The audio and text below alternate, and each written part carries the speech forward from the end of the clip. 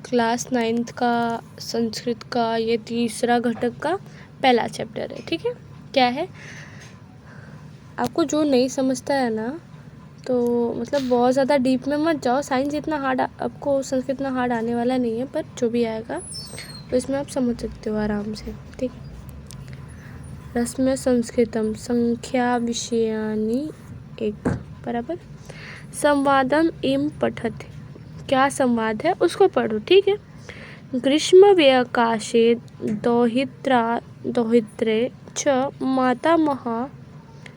मातामहे सह केवलं संस्कृतं वार्तालापं कुर्वन्ति।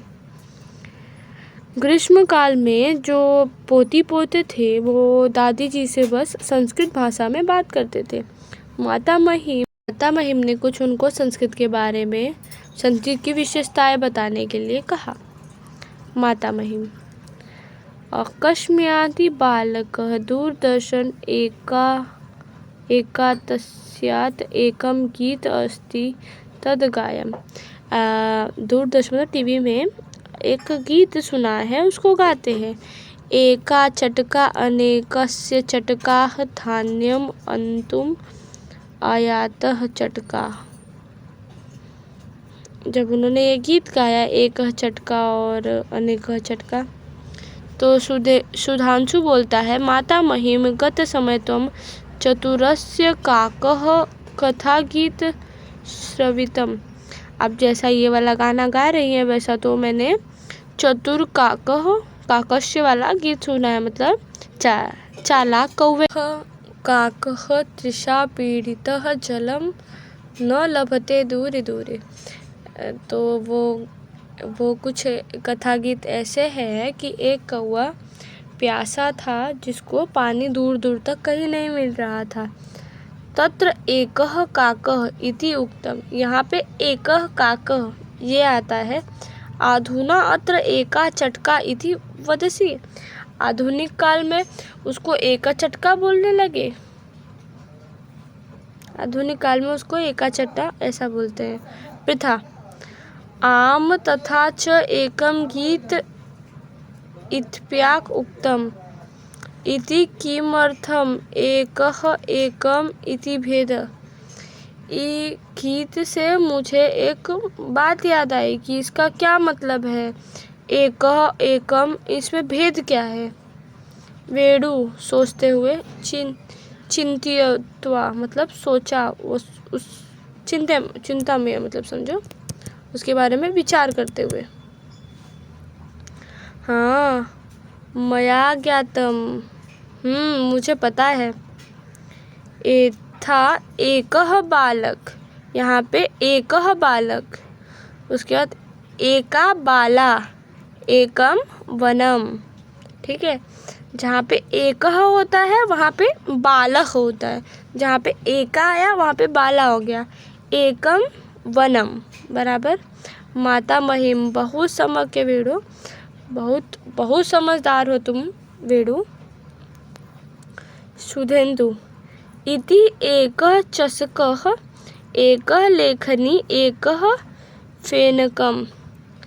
तो सुधेन्दु बोलता है, एकः चषकः, चषका मतलब कप, एक कप, एकः लेखनी एक पेन, एक फेनकम एक फेनकम, इति योग्यमेतम, क्या ये सही है। अगर मैं बोलूँ एकः चटकः एका लेखनी और एकम फेनकम। माता महिम बाढ़म एम्यकम अवगतम त्वात्, हाँ बिल्कुल सही, अब तुमको समझ गया है। त्योपि एकम आज्ञाल बाल गीतम युथ गायमस्य अपि स्मर। अब मुझे एक और गीत याद आया जो तुम लोग बचपन में इंग्लिश में गाया करते थे। दो लघु हस्त्रो ताल्या वदनाय, दो लघु पादो गमनम मनाय, द्वे लघु नेत्रम नभोदर्शनाय। दो छोटे हाथ जो कि ताली बजाने के लिए हैं, दो छोटे पैर जो कि घूमने के लिए हैं, दो छोटे आँख जो कि नभ को ना मतलब आकाश को देखने के लिए है। पृथा मातामही अवगतम मया, हाँ माता महिम मुझे याद है, हाँ दादी मुझे याद है।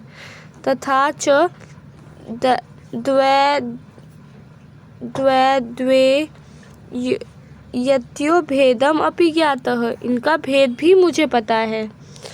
द्वे और द्वे का दोनों का भेद भी मुझे पता है। तथा यथा द्वैव पुरुषो दौव्य दीपम, यहाँ पे दौव्य पुरुष आता है और दौव्य दीपों के लिए यूज होता है, दीप के लिए और पुरुष के लिए इस्तेमाल किया जाता है। तो वेणु बोलता है द्वे फले, द्वे के साथ फले यूज होगा और द्वे के साथ उद्याने यूज होगा। देखो जब ऐसे करके ऐसे द्वे लिखा हुआ है तो किसके साथ यूज हुआ, पुरुषों के साथ, पुरुषों, बराबर। दोनों की मात्राएं देखो सेम है, बराबर वही इसमें दिखाया हुआ है, दोनों की ये मात्राएं सेम है। पृथा द्वे फलाम और द्वे उद्याने, देखो इन दोनों का द्वे फले बराबर मैच हुआ, द्वे फले मात्रा सेम है, वही बोला है उसने। फिर सुधांशु बोलता है महिलाव्यम व द्रौड्यम इति कम फस्क्यम, तो महिलाओं के लिए द्रौड्यम ऐसा क्यों यूज करते हैं। द्रौड्यम इसमें क्या यूज करेंगे, माता महिम द्वे महिला वे द्रौड्यो वा, दो द्वे महिला द्वे द्रौड्यो वा, मतलब दो महिला और दो दुष्ट। इदानमी संख्या श्रृंखलावादमी कथम किम्यन्ते, ये सब क्या है, संख्या श्रृंखला है। त्रीणि चत्वारि चत्वारस्य चत्वारि चत्वारः चत्वारस्य चत्वारि, ये 3 की श्रृंखला है, ये 4 की श्रृंखला है।